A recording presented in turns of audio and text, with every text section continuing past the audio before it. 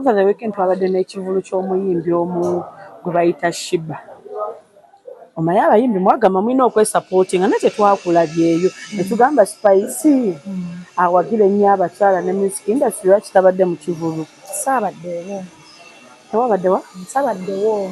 Ewaawo otabadde? Nabadde ndi busy. Nali ne shows out of Kampala.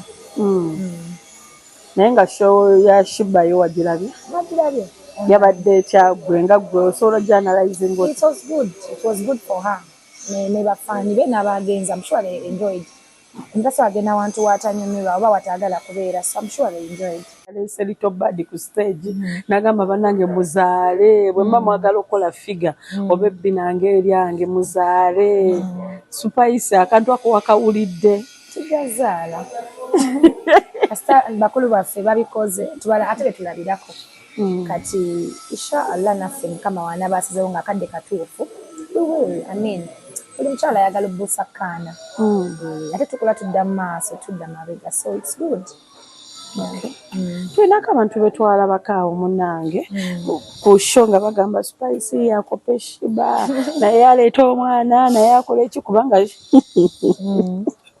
wanoonya kunjokesa nakunzija mu byange. Sigenda kwokesa. Kanjogera n'erinnya lyo bamanyi ani alimbuuza. Kyokasalamu.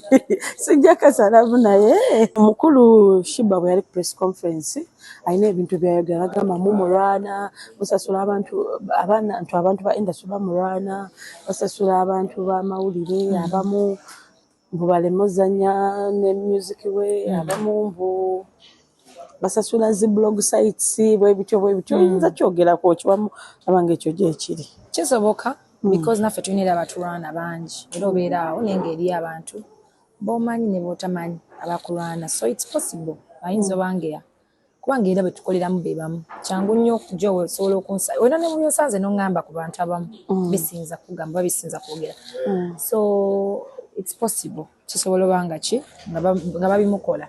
But of course, tukivumirira si kirungi omuntu waba akuyiseeko aba akuyiseeko. Let people be. Ate omukisa gw'omuntu oyinza gujjawo.